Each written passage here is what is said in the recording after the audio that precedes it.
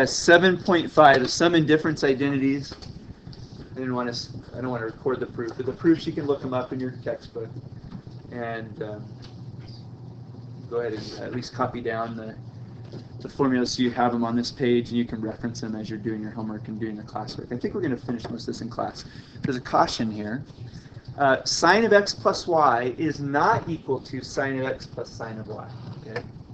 See up here as I wrote it down. That's not the case when I proved the cosine of x minus y1. It was not equal to cosine of x minus cosine of y. I can't just distribute the sine with the cosine. Does that make sense? So don't fall into the trap. Be aware, okay? It doesn't distribute. That's why I did the proof there. We ended up with two cosine terms and two sine terms, right? Separated by a minus sign. So something else is going on there. And, that's why we did the proof. So the sine formula here, this is sine of alpha plus or minus beta. Sine of alpha plus or minus beta. Go ahead and write this down so you have it. You don't have to, unless you want to look it up in your textbook, but it's there. So you'll have it in front of you. Sine of alpha plus or minus beta. With sine, the signs match.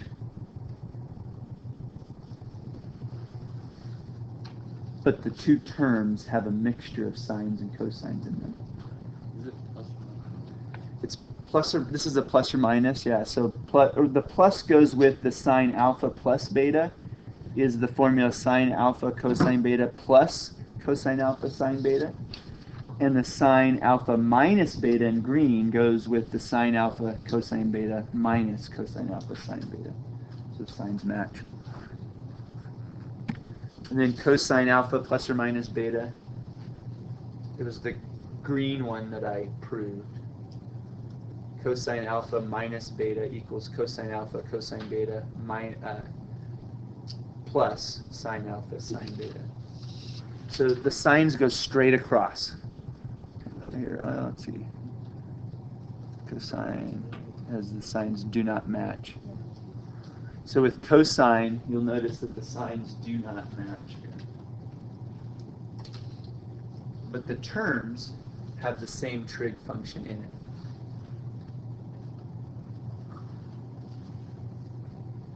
All right. So what I'm going to show you next is just traditionally how we used to use this. There was a whole table of values that corresponded to the ones you know on the unit circle. For example, sine of pi over 6. You know what the value for that was, sine of pi over 3, sine of pi over 4. So we knew those values. And so the idea was to take something like sine of pi over 12 and rewrite it in terms of one of those fractions you know from the unit circle. So this might take a little bit of thought. Give you a moment to think about it, and there could be more than one way to teach. But can you think of a way to rewrite pi over 12 as a sum or difference of two angles that we know? It'll be some combination of pi over 3, pi over 4, and pi over 6.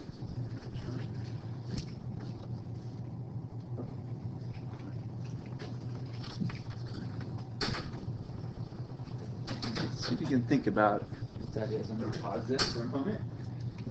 Okay.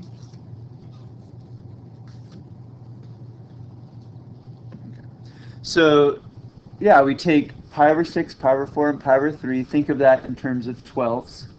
And then rewrite sine of pi over 12 in terms of angles that we know. And so 4 pi over 12 minus 3 pi over 12, or pi over 3 minus 4 pi, minus pi over 4 work great. And then we plug it into the formula. Pi over 3 is my alpha, pi over 4 is my beta. Plug it into the formula right up here. And then let's evaluate it. What's sine of pi over 3? There we go. Unit circle again.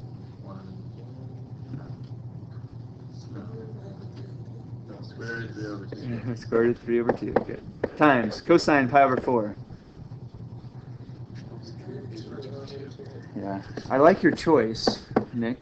Thank you. You know, do you guys see why? Why am I saying that? What's that? yeah, the radicals are on top. This pi over 4 is easy for me to calculate. I don't have to think too much about it. Cosine of pi over 3 is 1/2. Sine of pi over 4 is Yeah, that's pretty easy. So do you remember how to simplify these? You've seen these before. So what does this all go over the top of? Not two.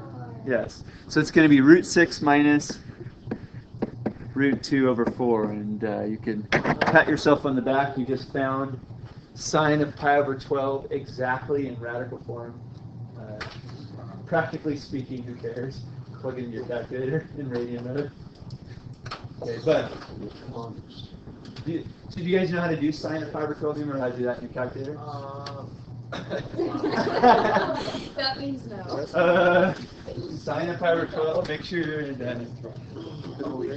radian mode. Next one. Have you thought of how to rewrite the next one?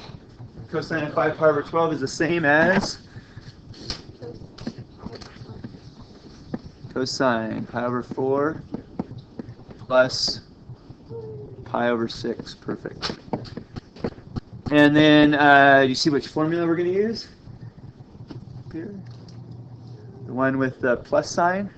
So it's cosine pi over 4 cosine pi over 6 minus sine pi over 4 sine pi over 6. Go through the process of doing your unit circle stuff. Cosine of pi over 4 is root 2 over 2. Cosine of pi over 6. Root 3 over 2, yeah. And then minus root 2 over 2. We all know that one. And then this one. What's nice is it's the same coordinate. So this one's the 1/2. So if you use the root 3 over 2 for sine or cosine of pi over 6, then sine of pi over 6 must be 1/2. So I think this will help you to get better with the unit circle. So I guess that's my justification for going through and making it do this. We won't do too much of it. So root 6 minus root 2 over 4. They are not all that. It doesn't always come out to that, so don't assume. It so happens that cosine of 5 pi over 12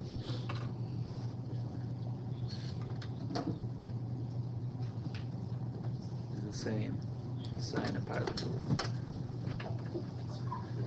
All right, working backwards here. Think you can work backwards with these guys? Could we write this as a single cosine function, you think? First of all, which formula is this? Is this the sum or the difference? Well, first of all, is this a cosine formula or a sine formula? Okay, it's cosine because they're paired with the same trig function. And then is it the sum or the difference one? What happens with cosine? You have to maybe look at your notes. It's switched, so it is the difference one. So this is the same as cosine of 20 degrees minus 50 degrees, or cosine of negative 30 degrees. Seems like a slightly better use of the formula. Huh? It got simpler this time. And cosine of negative 30 degrees, I'm going to draw a picture. It'd be down here. It's okay, but I'm asking for the ratio of the sides of the right triangle form at cosine of negative 30 degrees. So what would the ratio of the sides be? Or the x-coordinate on the unit circle at that point.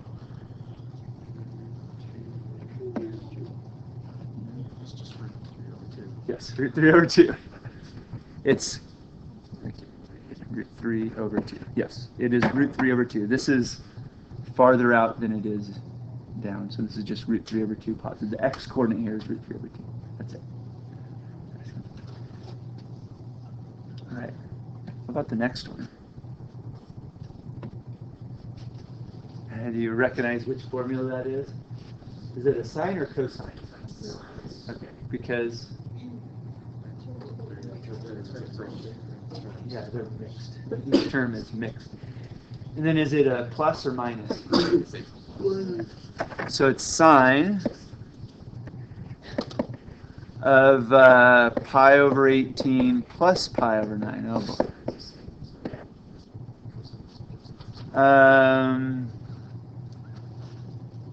So what next?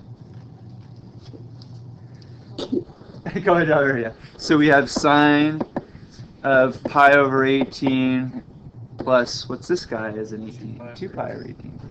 Oh, look at that. So sine of 3 pi over 18, or sine of pi over 6. And sine of pi over 6 equals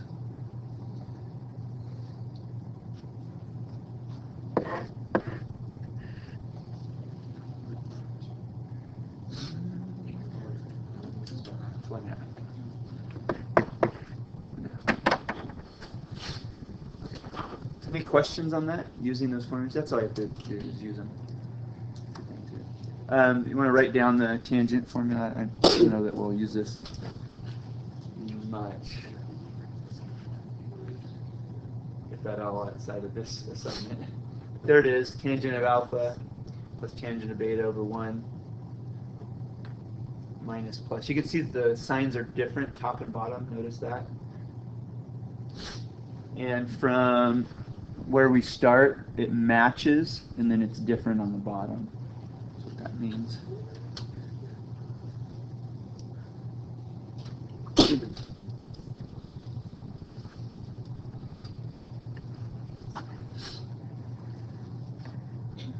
Okay, so here's some identities to establish.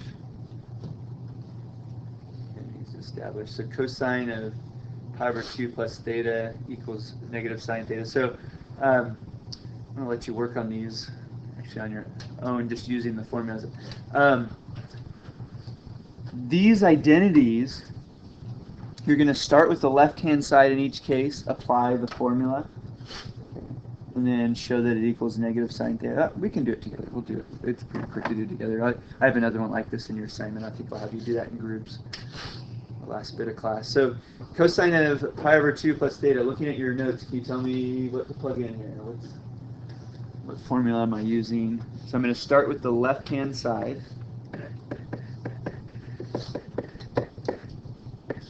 And here we go. What does the formula say? This is equal to.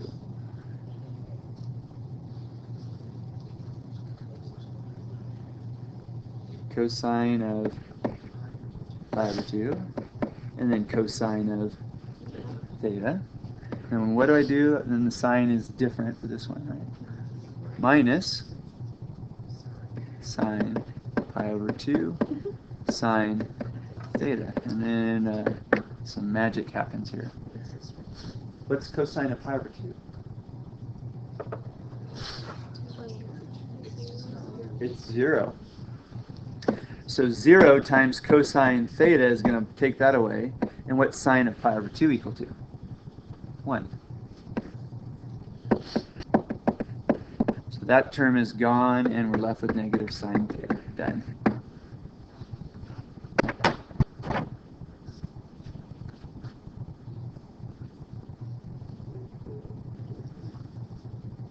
So in words, what this is saying is if you take a cosine function and you shift it 90 degrees to the right, it'd be equivalent to just reflecting the parent graph of the sine function. That's what the negative out in front says. Number 6, we're going to use the tangent formula right up here to prove this. So we'll start with the left-hand side. I have tangent 2 pi minus theta, and that equals, according to the formula up there, tangent of 2 pi. And what's the appropriate sign here? If I have a minus sign here, I have another minus sign here. So it's minus tangent theta over 1. Okay, what's the appropriate sign here then if I have a... And that's how it works. So these match, and then this is opposite. That's what that's saying. So 1 plus tangent 2 pi tangent theta. So let's plug in what we know. Tangent 2 pi. Tangent is sine over cosine. 2 pi, it's 0 over number, yeah. So this is 0 minus tangent theta over 1 plus 0 times tangent theta. 0 minus tangent theta is negative tangent theta over 1, which is negative tangent theta. This whole term becomes 0, so I have a 1 at the bottom. That's it.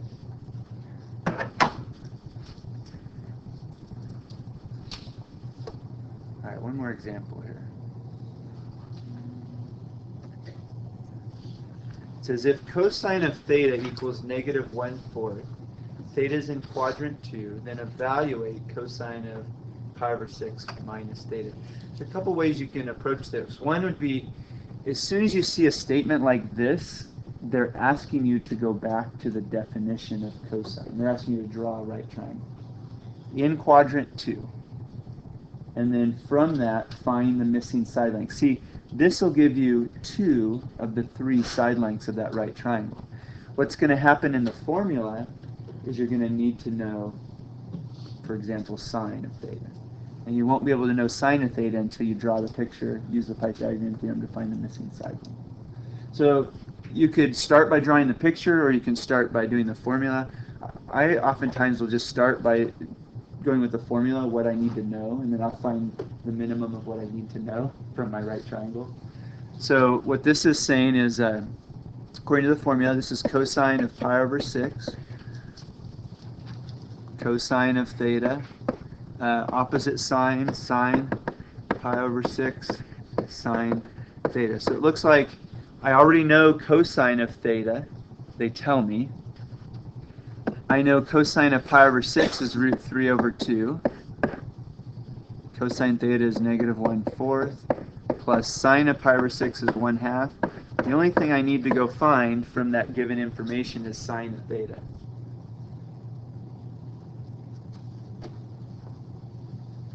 So we are going to have to draw the picture of this in quadrant 2.